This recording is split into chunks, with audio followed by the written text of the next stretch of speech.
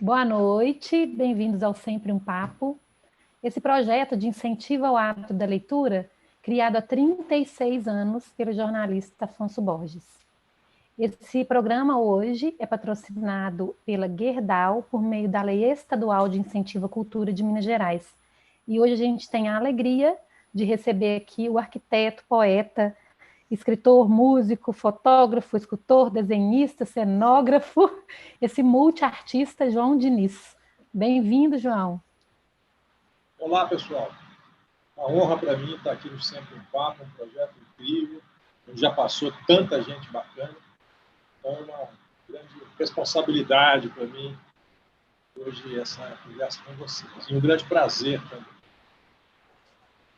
João, antes da gente começar aqui a nossa conversa a respeito do seu lançamento, do seu livro mais recente e sobre a sua trajetória nas artes e na arquitetura, eu quero te convidar e convidar quem está nos assistindo, nos acompanhando pelo Facebook e pelo YouTube, pelas redes do Sempre um Papo, para assistir um vídeo institucional da Gerdau, que é a nossa patrocinadora. Brasileira de nascimento, mineira de coração. É assim que nós da Gerdau nos sentimos. Aqui em Minas, desde que chegamos, temos investido e incentivado de forma contínua a cultura mineira. Somos mantenedores do Museu MM Gerdau, localizado na Praça da Liberdade, ajudando na conservação de uma das edificações históricas mais importantes do nosso estado.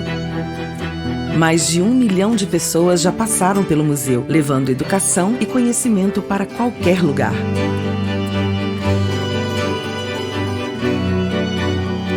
Gerdau, o futuro se molda com respeito e incentivo à cultura local. Agora sim a gente volta e vamos conversar com João Diniz, arquiteto. Você traz grandes projetos na arquitetura, na área das artes também, e na literatura. Hoje a gente vai falar principalmente a respeito do livro mais recente, que é o Futurografia. Mas antes disso, eu quero te pedir para contextualizar para a gente aqui, falar essa relação da arquitetura e da poesia na sua vida, na sua carreira. Ótimo. A arquitetura é uma área do conhecimento que tem uma amplitude muito grande, né? Quando a gente estuda arquitetura, a gente estuda história, a gente estuda questões sociais, a gente estuda desenho, representação, artes, tecnologia, matemática, às vezes psicologia, um pouco. O arquiteto ele tem que ter uma amplitude de raciocínio muito grande, assim, né? E eu acho que eu tenho o termo que eu falo arquitetura expandida, né? É quando o arquiteto começa a atuar em áreas diferentes do projeto arquitetônico, especificamente, ou de alguma coisa ligada assim, diretamente, né, à formação do arquiteto, né? No caso da poesia, para mim, a semelhança entre poesia e arquitetura é justamente a validade, né, a importância da síntese, né? Porque quando você faz um projeto arquitetônico, você está trabalhando com síntese. Geralmente você tem limites materiais, né, orçamentários, e você tem que resumir, às vezes, num espaço, num vazio. A arquitetura é a qualificação do vazio, né? Você reunir naquele vazio uma qualidade espacial. Então, a poesia também é um exercício de síntese, né, de você conseguir dizer com poucas palavras, né, o máximo de sentido, né, de conceito que você conseguir, né? Então, eu chamo poesia, às vezes, de arquitetura da palavra, né, porque é uma maneira de você construir sensações, espaços, emoções através do texto, né? Que eu acho que é um pouco parecido até quando você faz um projeto de um espaço, de um edifício, né? Enfim, sendo habitado, né? A poesia também é habitada, né? Por quem lê, né? Por quem entende. E todos são poetas quando se emocionam. A poesia não é privilégio do poeta, né? Quando a pessoa se emociona, ela é poeta. E quando uma pessoa entra num espaço projetado também, ela se torna um pouco arquiteto, porque ela está vivenciando aquele espaço de forma própria.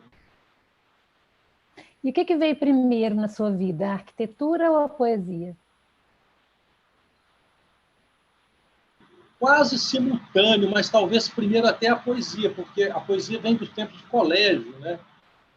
Quando eu estudei lá no Colégio Loyola, eu lembro que era muito a literatura era muito bem apresentada, né? As aulas de português, né? Tinha uma pegada literária interessante. Então, esses primeiros poetas, né, que a gente tem contato, incríveis, né, brasileiros, Carlos Drummond de Andrade, Manuel Bandeira, né, depois português Fernando Pessoa, e alguns escritores, né, Clarice Lispector, também que tem a ver com a questão do texto poético. Né? E aí a coisa foi abrindo, eu fui vendo que poesia era um campo muito bonito assim, de estudos. Né? E uma coisa que me levou também a entrar na poesia foi quando eu comecei a estudar inglês, e a gente muito admirador de música, né, de rocks, né, do rock progressivo, dos Beatles, do Bob Dylan, Johnny Mitchell, Leonard Cohen, né, assim, tentar entender o que eles estavam falando. Né? Então, um pouco também do meu gosto da poesia veio um pouco traduzindo esses autores da língua inglesa, né? Em paralelo com esses clássicos da língua portuguesa, que a língua portuguesa é uma língua lindíssima, né? Muito poética, né? Muito sonora. Então, isso vem bem cedo, viu? E aí eu entrei para a escola de arquitetura, porque já tinha lá uma vocação, assim, uma vontade de estudar arquitetura, né? A fotografia também me levou um pouco à arquitetura, porque a fotografia é uma espécie de um exercício de composição dentro dos espaços, né? Você entender os espaços, assim. Então, talvez a fotografia tenha me dado assim essa questão da visão abstrata, né, e não textual dos espaços, e a poesia meio um pouco essa coisa do texto, de você tentar entender, explicar, raciocinar, né, através da palavra. Então, isso aí foi se montando, assim, foi somando assim, na formação. Né? E sempre escrevendo também. Lá no colégio tinha concurso de poesia, a gente participava lá, né, fazia música, fazia letra de música, ainda fazendo, aprendendo isso tudo. E na sua infância, você tinha esse contato assim em casa, com seus pais, com a cultura, com a música, com a literatura? Sempre foi instigado a ler? Como é que foi a sua infância? Muita música, muita bossa nova, muito Frank Sinatra, clássicos americanos, essa fase modernista, né? Uma fase que o Brasil foi incrível, né? Assim, começo dos anos 60, né? Final de 50, 60.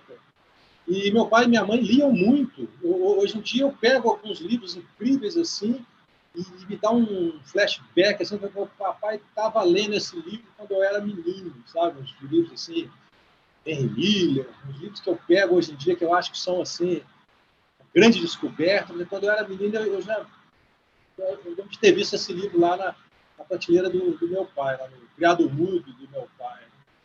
Não que eles tivessem imposto assim que a leitura seria obrigatória, né, na educação, mas os livros estavam por lá, sabe? E a música sempre tocando também. E aí alguns tios também, que eram músicos, que são músicos, que aplicaram pela questão da música, pela questão da fotografia, né? Meus tios lá de Juiz de Fora. Então, essas coisas vão montando, né, na cabeça da gente assim. E a arquitetura foi a síntese disso tudo, que daí não tinha nenhuma influência familiar, mas foi uma coisa assim que me surgiu, que poderia ser uma união de todos esses sentimentos, né, essas epifanias artísticas, né, que você tem. Sempre que a arquitetura talvez vai somar tudo isso e tal. E sempre daquele negócio que tinha teste vocacional, sempre rolava arquitetura. Então, eu conferia essa. Confesso que gostei, assim. E o importante, o interessante é que você conseguiu nisso mesmo, né? Trazer tudo aí para a sua trajetória profissional e, pelo que a gente entende, assim, pelo seu trabalho, que é tão reconhecido, né? Nessas várias artes e na arquitetura de sucesso, né? Tomara. Eu acho que a arquitetura é o centro de tudo, né? A ocupação principal, a minha proposta inicial assim, é ser um arquiteto. Né? Eu tenho meu escritório de projetos, sou solicitado, né, a fazer projetos. Também trabalho com ensino, eu sou professor lá pelo meio do trajeto profissional, eu comecei a dar aula, então o ensino também é uma coisa interessante, importante, porque leva a gente a refletir sobre a prática, né? Então é uma retroalimentação assim de teoria e prática, né? Mas aí essa vontade de ampliar, né, o universo de entendimento, de ação, né? Logo que o curso de arquitetura da FUMEC começou, é onde eu dou aula até hoje, né?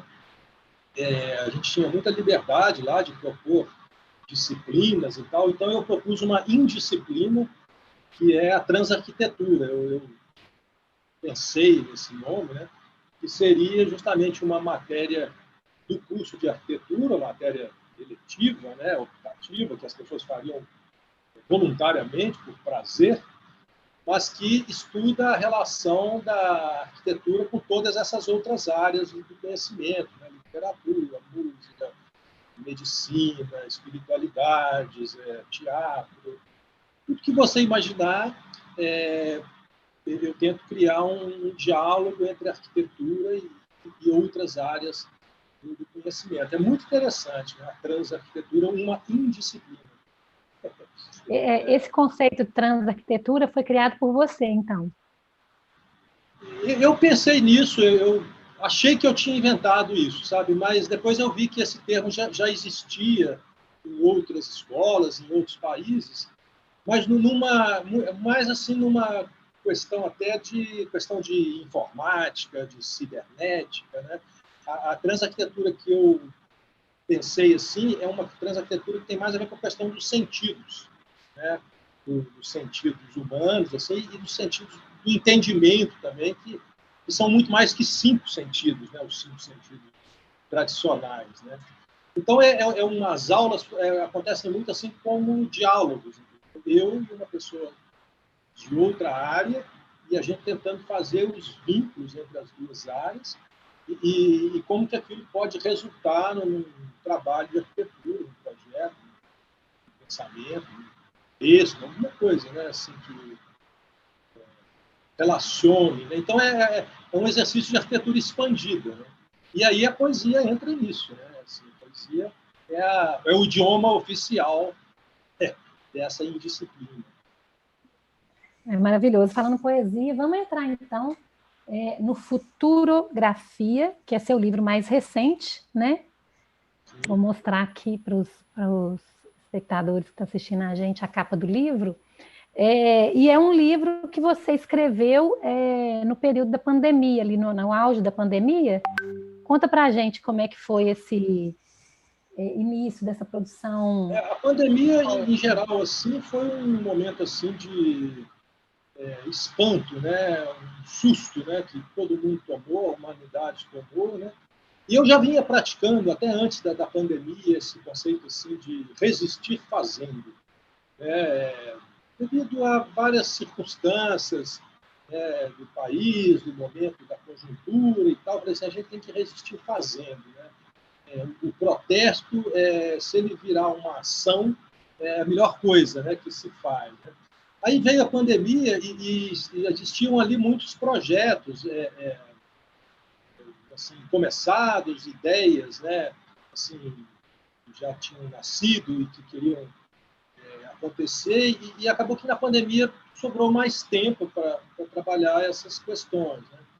Então, na verdade, foram 2 livros, né? Porque teve o livro das linhas, que é anterior a esse, que a gente lançou em 2020, 2020, em dezembro de 2020, foi bem no auge. Foi aqui uma aberturinha que deu no final de 2020, ali a gente lançou o livro. E depois esse Futurografia, que foi no final de 21. Eu encontrei a editora Caravana, né, o Leonardo Costa Neto, o editor aí dos 2 livros. Então, aconteceu num espaço assim, que facilitou um pouco a produção dos livros, né? Isso também me incentivou um pouco. Assim. E esses 2 livros são textos mais ou menos recentes, assim, de, digamos, 6 anos para cá. Mas o Futurografia, ele não é um livro sobre a pandemia, mas tem principalmente um capítulo dele que é escrito durante e refletindo sobre essa questão da pandemia, né? Que é o capítulo que chama Reclusologia, que é a ciência de ficar recluso, né? Aprendendo a ficar recluso. Então, é como se fossem umas reflexões sobre, principalmente aquele primeiro momento, ali, os primeiros 6 meses, que foram muito impactantes, né? Porque vem assim, você traz o que a maioria de nós, né, passou, que era incerteza sobre o futuro. Então, você dividiu também esse livro em 8 capítulos, né? Como é que foi a divisão assim dessas temáticas? Se chamou de progressão do tempo, né? Como é que em cada um traz uma progressão do tempo? Isso vai surgindo, né? Quando você está fazendo um livro, porque o livro de poesia, eu acho que ele é mais que uma reunião de poemas, ele é mais que uma antologia, assim, mosaico de poemas, né? Eu acho bacana quando o livro se torna uma espécie de um objeto assim, que ele tem um conceito que está em todo o livro, com um conceito que coordena todo o livro, né? Então, foi surgindo essa ideia do livro que fala sobre a passagem do tempo. Eu fui vendo que todos os capítulos têm um pouco a ver com a passagem do tempo, né, da sua própria forma, né? Então, você diz aí que são os 8 blocos temáticos, né, os 8 capítulos. O primeiro é o Desvio do Já, que é um texto também que foi escrito na época, um texto de 2021, né, porque a poesia é um desvio do já, ela acontece num momento assim de, como diz o Ferreira Goulart, né, eu escrevo poesia quando eu estou, um espanto, né, não é um momento normal, o momento que você escreve, é um momento assim que algo especial acontece, então é onde o agora muda, né, é um desvio do já. Então, para abrir, né, o livro, esse é um poema de 6 partes, né? Depois entra o Futurografia, que é uma espécie de... Se você quiser ler um pouquinho, assim, um trechinho de cada dos 8, para a gente ler um pouco. Vou ler o primeiríssimo aqui, então, que é o Desvio já. O livro começa bem assim, ó. Não leia isso, fadado ao altivo e indiferente olhar. Esse texto quase calou, mas quis ser vivo, recusou ser omisso. Esse dito não há, é só um desvio do já. Maravilha. Quer dizer, quase que isso poderia não ter existido, né? Pela inércia das próprias coisas e pela indiferença de todos, né? Porque o artista ele tem que estar preparado para a indiferença dos demais, né? O artista maduro ele está preparado para isso.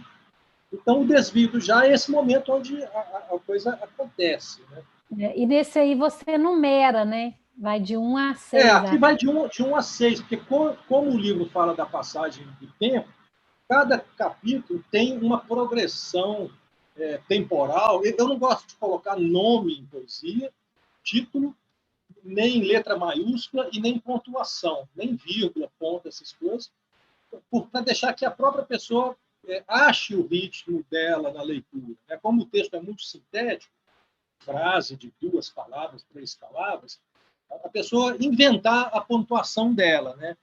E o título também não tem título. O título, no caso aqui, foi só nos capítulos, né? Mas, em cada capítulo, eu pensei essa coisa da progressão do tempo. João, antes de você continuar, para a gente passar para o segundo aí, o Futurografia, tem um ventilador ligado aí, alguma porta aberta ou janela? no seu ambiente? Está um ruído. Tem um ruído vindo. Não? Se você não estiver vendo nada, a gente pode seguir. Vamos seguir, então. Não deve ter alguma coisa aí cibernética. Olha só, o capítulo Futurografia, que deu o nome ao livro, é como se fosse um diário do futuro. Né? Então, os textos têm datas. Né? E esse texto começa no 1º de janeiro de 2021 e termina em 2 de fevereiro de 2222. Então, é um diário de 202 anos. Né? 2222 foi em homenagem ao Gilberto Gil, um pouco assim, né? Bastante. Né? Então, eu tenho textos escritos para os próximos 200 anos. Assim, sabe? Isso que eu observei, um futuro poeticamente. Então, cada texto é um dia, né, desse período. Né? Eu sou uma observação do dia. A pessoa que observa assim, o tempo, como se fosse um vagabundo preocupado, né, que fica olhando assim, as coisas. Né? Então, o primeiro é assim, né, de 2021, é um dos poucos que estão no passado. Né? A situação chama, clama por atenção. O caminho só o é se percorrido, e a história se escrita. Liberada a memória da obrigação de grafar o que acredita, convida a mão, que não mais aflita, se habilita e escreve. O dito é o que fica. Esse trechinho está na quarta. É o texto da contracapa aqui, né? É assim, porque as coisas acontecem, né? Mas quando elas são escritas, realmente que elas passam, é uma espécie de uma materialização, né? das ideias, né? Elas passam a acontecer. Então, esse capítulo vai todo nessa levada. Eu acho que são 20 e tantos poemas que vão aí falando sobre essa questão das observações, né? Tempo, depois vem para o Turma. Turma é uma homenagem aos amigos, né? Esse é importante, né? Assim, declaração de amor aos amigos, que aí, no caso, são quem nos ajuda a passar o tempo, né? Assim, a vencer, né? As dificuldades dos momentos e tal. Eu vou ler um trecho aqui. É uma espécie de um mote, né? A progressão que você usou aí foi o alfabeto, né? A, B, e depois foi YZ. YZ. É porque ali está todo mundo contido nisso, né? Entre o C e o W lá, cada um escolhe os seus amigos, né? Verdade. Então, assim, médico de sanidade, médicos de sanidades, longevas bailarinas, amantes transparentes, beldades em discrição, engenheiros de delicadeza, atletas sem competição, costureiras do entendimento e domésticos peregrinos. Tem de tudo na minha turma. Isso aí é um pouco baseado nas profissões também, assim, né? Cozinheiros de carinhos, guerrilheiros de descansos, professores de perguntas, arquitetos de nuvens, cantores de perfumes, né? Eu invento profissões e eu tenho amigos que são essas. Eles Tem se alguns amigos reconheceram? se reconheceram. Vários amigos, eu me vi ali. Sabe assim? Que ótimo. É você mesmo. Claro que alguns são inventados. Né? E depois vem a reclusologia. Aí sim, esse inclusive é uma prosa poética, é um pouco diferente a formulação do texto, né? Não é mais o poema assim, tão sintético, né? Uma espécie de prosa. E aí a progressão é meio assim, na véspera, primeiro dia, de repente, é quase que um título, né? 7º dia, 3ª semana, depois de um mês, há 50 dias, aí vai, né? No momento, disciplina. Então, esses são os títulos. Vou ler a primeira que fala que na véspera. As más notícias são espaçosas e vão além de seu impacto inicial, quando muitos assumem a negatividade do momento e passam a emanar o pessimismo e a tristeza. Nesse momento, é positivo acionar o que resta de humanismo e serenidade na postura de cada um. O senso crítico que nos permite avaliar o presente não deve ser derrotado. Isso aqui foi tomando a pré-vacina, né? Tomando fôlego para conseguir superar aquilo, né? E eu estou vendo que a pandemia foi muito fértil, várias pessoas aí lançando trabalhos, né, sobre pandemia e tal. Aí mais no meio aqui... Quiseram parar, né, para colocar os projetos assim que ansiavam para elaborar mesmo o projeto, colocar em prática, né, conseguiram tempo.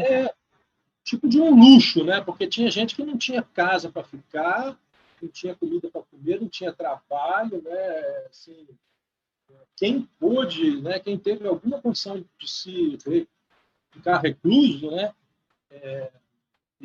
Eu ataquei essas ideias mais assim até como uma gratidão à minha situação de não estar, né? Primeiro infectado, né? E depois com a mínima sanidade mental assim para pôr as ideias em prática. Sim. Mas eu acho que o mais grave de tudo são os 650 lá que partiram, né? 1.000, né? 650 mil, e os absurdos todos que vieram em torno disso, né? Assim, de todas as origens, né? Assim, políticas, sociais, né? Idades, etc., sanitárias. Sim, boa lembrança. Com toda razão. E aí a gente continua com o batismo, que eu achei assim lindo. O batismo, uma vez eu celebrei um matrimônio de um amigo meu. O cara, porque tem o texto que vem logo depois, que é o Adoração. Ele pediu, leia o Adoração lá no meu casamento. Eu falei, ótimo, bacana, combina. Mas um poema só vai ser muito pouco. O casamento tem uma cerimônia mais ampla. Foi o Álvaro Gentil, até o editor do Ábaco, né, do livro anterior. Aí eu peguei vários poemas que têm a ver com o matrimônio. Né? E eu vi que existem poetas que reescrevem orações. Né? Duas que eu lembro aqui que são geniais é o Fernando Brant, lá, né, acho que é no Maria Maria, que ele reescreve o Pai Nosso. E o Laurence Ferlinghetti também reescreve um Pai Nosso de uma maneira muito safada, assim, que eu adoro. Assim. E aí eu peguei esse gancho de reescrever orações. Eu reescrevi um Pai Nosso uma vez, acho que eu já tentei reescrever uma Ave Maria. E esse do batismo aí uma oração inventada, né? Para quem vai batizar. Foi em homenagem ao meu neto, que estava sendo batizado. Então eu fiz um texto de batismo, assim, e é uma espécie de uma oração, né? Ai, ficou muito bonito, eu gostei demais. Isso aqui eu cedo aí para quem concordar, quiser batizar as pessoas com esse texto. Né? Ele é bem longo para ler, assim, né? Lê o inicinho dele, é tão bonito. Talvez eu vou ler o comecinho e o final. Né? Tá. Nós te batizamos em nome do Pai, do Filho, da Mãe, dos irmãos, dos avós, tios, primos, amigos, presentes e futuros, e do Espírito Santo, e de todos os espíritos do bem. Aí vem lá uma história de batismo no final. Que tenhamos juntos uma postura de gratidão e disposição para reescrever as orações em função das circunstâncias, lutas, necessidades e conquistas de cada momento. E que esse batismo seja diário. A pessoa batizar todo dia. Esse final é como bem... casamento também, né? O cara case todo dia, batisme todo dia, nasça todo dia. Que seja diário, isso mesmo. Diário. Aí ele vai logo para a adoração. O Adoração, eu fiz uma viagem, eu como arquiteto, participo de um grupo que chama Lugares Sagrados. Os arquitetos do leste europeu, principalmente poloneses, né? Porque na Polônia, durante o período lá soviético, né? Eles eram meio até quase que proibidos, né? De da religião no começo, né? Do período soviético. Então a religião era uma espécie de resistência para eles, né? De identidade, né? E aí eu entrei para esse grupo dos lugares sagrados, que são arquitetos que viajam vendo igrejas, mosteiros. Gostava muito dos mosteiros, assim, que era aquele silêncio, aquele clima, aquela paz e tal. E aí, num certo dia lá dessa viagem, lá pelo interior da Polônia, eu sempre estou no banco de trás, que eu não gosto de dirigir, e eu adoro escrever um carro em movimento, sabe assim, olhando a paisagem, escrevendo e tal. E aí eu falei, pô, mas o que vale a pena a gente adorar? Né? Não está adorando só igreja, imagem, essas coisas, né? O que vale a pena adorar? Então, o mote desse texto é esse, aqui para adorar. E a progressão do tempo, nesse caso aqui, são os quilômetros da estrada. Né? Então, o texto começa no quilômetro 12 e vai até o quilômetro 348. Eu fiquei intrigada, assim, falei, será que quilometragem é essa que ele colocou aqui? Isso é um pouco segredo meu. O carro ia andando e eu ia escrevendo. Né? Ia colocando, que ótimo. Então, aqui para adorar, sua vontade de dizer, as cores do seu olhar, a liberdade de sua fé, sua tolerância ao diverso, a presença do seu Deus, sua abertura ao desconhecido, a polifonia de nossas vozes e os nossos limites. Quer dizer, é uma religião completamente aberta, né? Tolerante, permissiva, sem rituais, sem... A religião que está dentro de cada um. Né? E aí vai, aí tem várias propostas aqui. Né? A ceia liberada, o mergulho no vinho do sangue intercontinental e o pão da frugalidade no corpo espiritual, filosofia da saúde, amplidão do espírito, coração confortável de sensações verdadeiras. No rosário de perfumes, a paixão multidirecional da natureza resistente, da cidade generosa e no campo coletivo, e na beleza humana, externa e interna. Cabe tudo nessa religião aqui. Uma religião que ela ama, ela quer que todos venham, sabe assim? Ela não deixa nada de fora. É bem bonita essa parte do livro, Adoração. E em seguida vem o ano que vem. Ano que vem foi uma encomenda, foi a Lenora Rolfs que falou, faz um textinho aí para o ano que vem, ela tem o rádio, né, o Tendências, né, o programa dela no rádio, um textinho curto, assim, de meio minuto e tal. Aí eu mandei para ela, eu falei, olha, Lenora, você me desculpa aqui, você pode cortar um áudio de 3 minutos. Que aí falando o que eu quero que aconteça no ano que vem. Virou um poema de ano que vem, assim, igual tem essas músicas de Natal, ele pode ser aplicado em todo o fim de ano, assim, né? Eu quero que no ano que vem todos sejam alguém, que não mais haja o pobre, o desprezado, o preconceito, o autoritário, presunçoso, o entristecido e o mau sujeito. No ano que vem, espero que a paz prevaleça, que o raivoso desapareça, que o inferiorizado cresça, e que só importe o que vale, e que o fanático se cale, percebendo que o ódio é um mau remédio. Aí vai em frente também. Porque daí é o dia 24 do 12, depois o dia 27 do 12, 29, 31. Ele acaba no dia do Réveillon. Assim...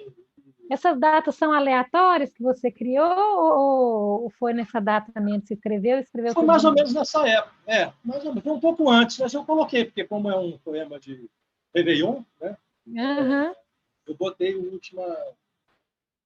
Eu falo assim, que esse ano novo dure o tempo que for e que logo aconteça no bom gesto e no calor que cada um de nós ao outro ofereça.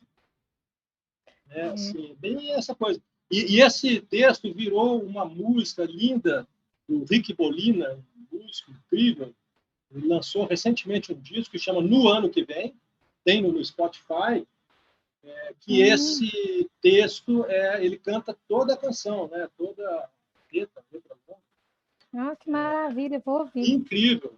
Convido aí a vocês a ouvirem. Esses Rick poemas Bolina, No Ano. assim, passa muito otimismo, né? Uma energia muito boa. Esse livro essa mensagem de otimismo que tem assim, né? Um registro. Um otimismo crítico, né? Um otimista assim, atento, né? Um otimismo atento. Né? Atento que coloca para pensar, isso mesmo, né? Reflexivo também, não é à toa, né, que está escrito as coisas ali. O bom humor crítico e o otimismo atento, porque está cheio de perigos, né? Então o otimista tem que ser um pouco assim protegido pelo pensamento, pelo senso crítico, né? Pela capacidade de entender, né? E escrever é muito isso. Você escreve para entender. Né? Escrever é uma maneira de entender.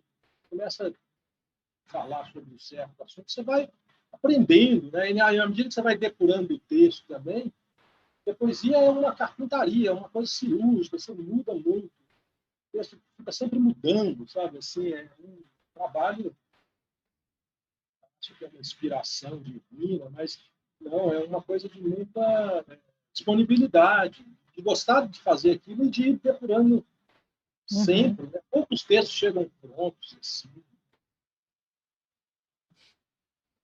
Aí o último é o Aurora. Né? O Aurora é aquela coisa que você acorda um pouco um poema para as insônias. Assim, o que faz uma pessoa acordar? Né? Não só no sentido que você perdeu o sono, ficar querendo dormir, né? E fazer aquela força para dormir, mas acordar no sentido assim de tomar consciência das coisas. Né? Então, esse poema tem esse mote que chama E Eles Foram Despertados. Né? Aí eu vou listando, né, uma série de coisas que fazem as pessoas Acordarem. Consciência, né, das coisas. Né? Então, vai ser uma listagem assim, de um poema também longo, progressivo, assim, né? E eles foram despertados pelos ruídos da noite, silêncios profundos e sonhos, pelos sons da aurora, pássaros, motores, ponteiros, pelas ideias nascentes, dizeres, futuro, caminho, pelo rompante lustro, invento, surpresa, trabalho, pelos saberes vindouros, estudos, pesquisas próprias, pelo sonoro afago, balada, matina, andante. Vai indo, né? Aí chega lá na frente, pela permuta possível, tolerado, consenso viável, pelo coletivo buscado, aldeia tentada e mais justa, pelo espaço sufoco, cidade tormenta doente, pelo balanço rompido num cego golpear irado, pelo campo minado, pálida verdura, veneno, pelo florido olfato, hipótese cromática da vida, eles foram despertados, né? Assim, tipo assim, abre o olho, né? Presta atenção, né? Presta atenção. Acorda. Muito bom. E aí termina aqui nesse despertamento. No Aurora. E aí, ainda falando sobre o livro, o Futurografia, você também faz as ilustrações, né? E aí, de que forma que elas dialogam assim com os poemas? Essa capa aqui é um projeto que, inclusive, está em andamento, que vai acontecer em maio agora, porque é um trabalho de poesia visual. Né? São pinturas, né, isso aqui são letras, são alfabetos inventados. Eu tenho uns moldes de letras grandes, assim, que inclusive foram usados naquela instalação Cuboesia, lá do Parque do Palácio Mangabeiras, né? A gente fez aquela instalação 4x4, que é um cubo que a pessoa entra dentro. Então, entrar dentro da poesia, né? Foi na Casa Cor de 2019, que está lá ainda, e parece que vai ficar mais um pouco. Então, sobraram essas letras, e aí eu comecei a fazer alfabetos impossíveis, um pedaço do A, um pedaço do B e tal. Eu comecei a pintar essas coisas, que chama uma série que chama Tipos Estranhos, porque são letras esquisitas, letras que não existem, assim, soma de duas letras.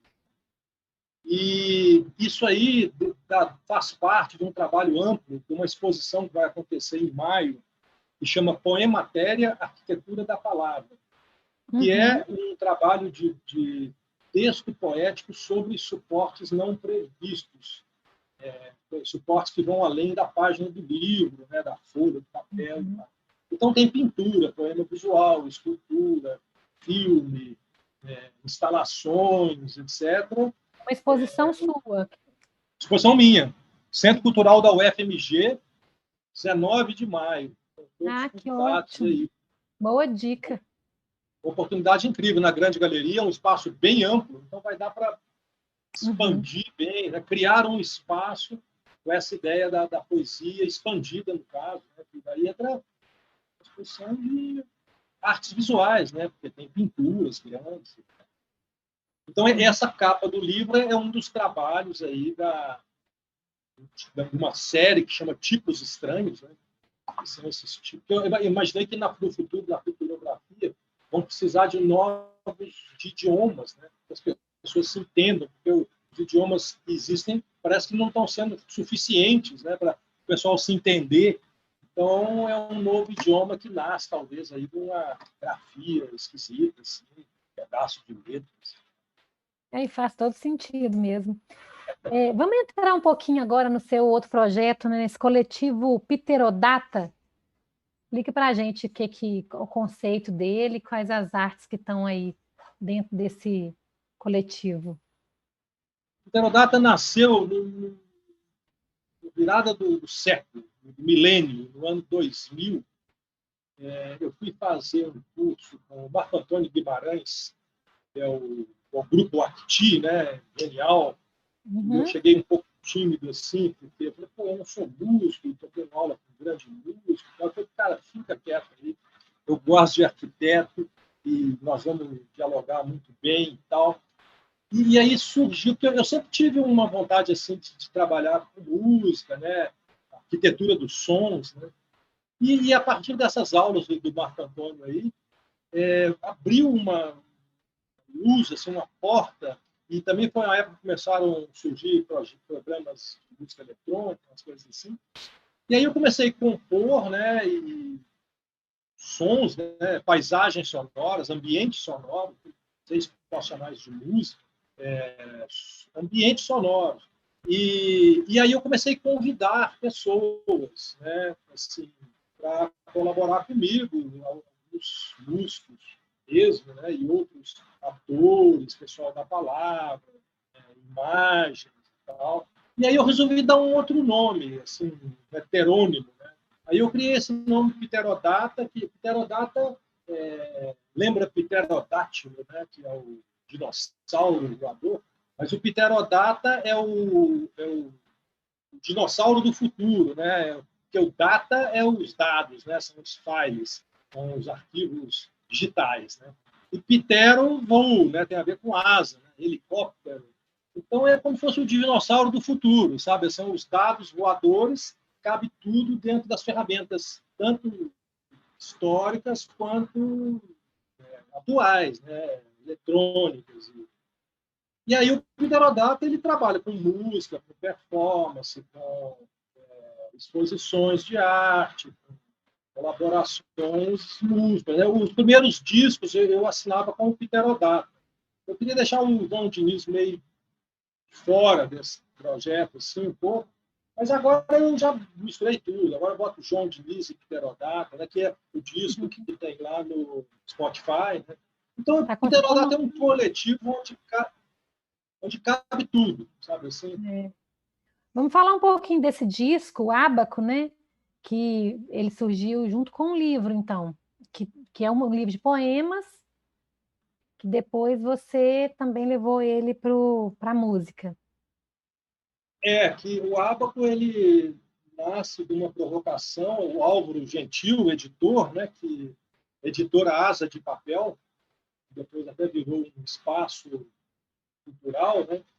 E o Álvaro, meio assim, nessas conversas literárias e tal, ele me provocou a juntar os textos, né, os poemas, e a gente concebeu junto esse livro que chama Ábaco. Né? Ábaco é o computador antigo, né? É o tataravô do computador, que é sabe esse objetozinho de fazer conta, né? Que os japoneses ocidentais usam. Então, ele é o tataravô do computador, né? Que são máquinas de formular perguntas e de dar resposta. Maquininha, né? E eu falei, a poesia também é isso, né? É um pouco uma máquina, né? Se é que posso se dizer, né? De formular perguntas e de dar respostas. Então, é um livro Ábaco, e foi bem numa época que eu estava escrevendo e fazendo sons também e tal. Então, tem o livro Ábaco e o disco Ábaco. O livro veio um pouco antes, as capas são parecidas, né? E esse disco tem uma colaboração de músicos incríveis, assim, Leri Faria, Zal Sissoko, que é um músico do Senegal, Ricardo Scheibe, Vic Bolina, Marilene Clara. E você convidou também umas pessoas para participarem falando os poemas, né? Recitando também os poemas, né? Daniela Zucco, Eu grande sei. amiga também, que fala um poema lindo lá. Então, assim, foi um disco que teve uma produção assim, bem interessante, que é o disco talvez mais divulgado. Aí está no Spotify, dá para ouvir. E aí tem o CD também, que é o parlatório, né? Ele está dentro do Pterodato? O parlatório, o Pterodata, ele tem 6 ou 7 álbuns, assim, né? Alguns só virtuais, né? Já estava antevendo essa coisa que o CD ia diminuir, né? A demanda, está quase morrendo, não existe mais loja de CD e tal. Então, o Pterodata é um site lá do SoundCloud, né? Que é o que hospeda as músicas, é tipo o Spotify mais antigo e mais fácil de você hospedar. Então, o parlatório é um álbum, né, CD, que existe, mas são assim umas 12 faixas, onde está presente a palavra falada. Né? Então, tem muito a ver com essa coisa da poesia sonora. Né? Eu chamo de poesia progressônica, porque ela tem um caráter progressivo, né, e sonoro. Né? Então, não é que a música está fazendo fundo só musical para a poesia declamada, não é isso. É um casamento entre a palavra falada e a música tocada, né, acontecendo e tal. Então, uma parceria assim, de sons com a palavra. Algumas são até cantadas por outras pessoas, porque eu não canto. Assim, convido. Tem a Lamia Hill, que é uma cantora Argélia, que mora na Bélgica. A gente tem um disco junto, que é essa parceria de voz, sons e fala. Uhum. E agora a gente falando de um outro livro que também traz, né, duas artes unidas, que é a poesia e as artes plásticas, né, suas esculturas, que é o livro das linhas, que culminou também na exposição Vetor Vivo, né? Sim, o livro das linhas foi esse de 2020, né? Ele é um pouco irmão desse Futurografia, porque eles nasceram quase que um pouco juntos, assim, e que o mote do livro das linhas é as linhas que fazem parte do nosso dia a dia, né? A linha do tempo, a linha do pensamento, a linha do horizonte, né? A linha melódica, né? A linha do corpo. Acho que são umas 8 ou 9 linhas, assim. E aí os poemas se encaixam dentro disso, né? Por exemplo, a linha do horizonte fala sobre os lugares. As linhas melódicas são textos mais assim ritmados, mais assim quase musicais, né? A linha do tempo fala sobre a passagem do tempo, sobre, né, o amadurecimento e tal. Então vai por aí. E paralelamente, eu estava fazendo um trabalho de escultura, que foi um convite da Gerdau, inclusive, né? Vocês também trabalham com a Gerdau aí, com o patrocínio, né? Lá no Museu das Minas e Metal, que foi fazer uma exposição, uma série de esculturas, né? Que daí já entra a parte da arquitetura, da engenharia, da estabilidade, né? Da geometria, da estrutura, né? Como que as barras finas podem fazer uma torre, né? Ficar estável, bonita, né? Alta. Então, essas linhas, tanto as linhas de pensamento, as linhas de texto, como as linhas dessa composição, dessa construção, né? Que é o que foi exposto lá. Tinha uma estrutura de 6 metros de altura. Tá? E eu escrevi um texto para essa exposição também, que chama Reflexões Facetadas, que são uma espécie de teoria poética dessa questão da escultura, tá? E a capa do livro é uma das esculturas dessa exposição. Então, essa ideia de uma coisa puxar a outra, as ideias se usarem, né? Assim, eu acho interessante, né? Porque fica restrito a um uma campo, característica, né? Mesmo do seu trabalho, assim, né? De mesclar essas artes, uma puxando a outra, né? E junto com a arquitetura. Nosso tempo já está acabando, a gente tem 5 minutinhos. Como eu acho bem bonito o seu trabalho junto com a Bel Diniz, sua filha, né? Eu queria te pedir para você falar um pouquinho rapidamente dessa parceria dos dois aí, especialmente no Festa da Luz, com a instalação Poéticas Leituras, e a Vaquinha, da Rua Leopoldina, que também vocês fizeram aí em fevereiro, né? Que não teve carnaval. Teve carnaval. A Bel é uma querida, né? Além de ser filha, arquiteta, né? Ela tem a sua pegada própria de arquitetura, que é muito bacana, arquitetura efêmera, cenografia, coisas que eu trabalho até menos do que ela, né? E fotografia também, ela é uma super fotógrafa, isso aí a gente tem uma afinidade também incrível. E em alguns projetos a gente se une para fazer juntos, né? E é muito boa essa colaboração. Então, talvez o primeiro tenha sido esse Cuboesia, que é esse cubo lá, né? Dentro, fica lá, e tinha uma trilha sonora também, era um pavilhão multissensorial. Né? Depois, esse da Festa da Luz foi agora, no outubro passado, né? Que aquele vão ali entre os dois edifícios Sulacap, os blocos mais baixos, né? A Festa da Luz tinha todas várias, acho que quase 30 intervenções pelo centro ali, e a gente colocou essas bandeiras, né, esses panos, que cada pano é uma palavra de 8 letras, né, que você pode ler em diversos sentidos. Então, são 26 palavras, 13 faixas, né, escritas dos dois lados, onde você pode andar e fazer uma leitura que você quiser, e que elas são vistas à distância também, lá do viaduto, você vê aqui, quer dizer, ela tem um sentido assim, plástico, visual, e um sentido literário também. E a Vaquinha foi um convite, né, do Augusto e do Gera, que eles são os curadores da Vaquinha, do bloco lá, Amar na Vaca, Santo Antônio, que todo ano eles pintam, né? E a vaca, e eles me convidaram esse ano, apesar de não ter o carnaval, mas a vaca foi pintada, né, como resistência, né? E o tema lá foi uma vaca modernista. Né? Tem aquele negócio do Viva a Vaia, né, do Augusto Campos, né, incrível, né, do Viva a Vaia, Vaia, se não gostou. reclamem, protestem, né? O incentivo ao protesto. E aí nós fizemos o Viva a Vaca, que é a vaca dialogando com essa questão modernista do centenário agora da semana. Então, o poema é Viva a Vaca, Viva a Vaia, Viva a Vaca, Viva. A vaca é bem ela viva, né? Assim, ficou muito legal, ficou muito bonito esse trabalho de vocês dois, assim, para a cidade, né? É o que a gente chama de a poesia urbana, né?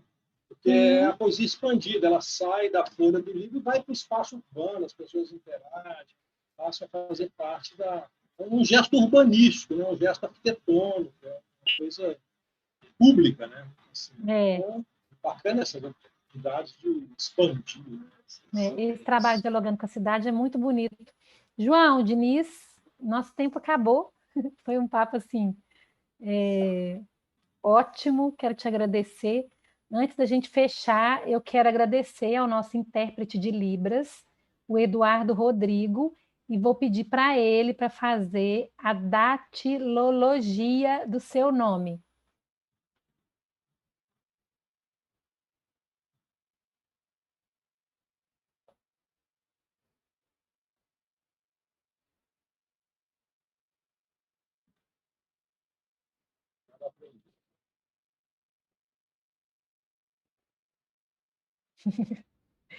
Obrigada, Eduardo. E convidar as pessoas também que estão nos assistindo para curtir o canal do Sempre um Papo no YouTube, ativar o sininho para receber as notificações dos nossos próximos eventos. E você, muito obrigada, João Diniz. Volte sempre ao Sempre um Papo. Uma honra para mim, eu adoro Sempre um Papo. Então, obrigado por ter participado aqui. Muito feliz. Obrigado, José. Obrigado, Afonso, também, pelo livro. Contem comigo. E também aí os espectadores aí, façam contato, vamos continuar esse diálogo. Obrigada, gente, e até a próxima.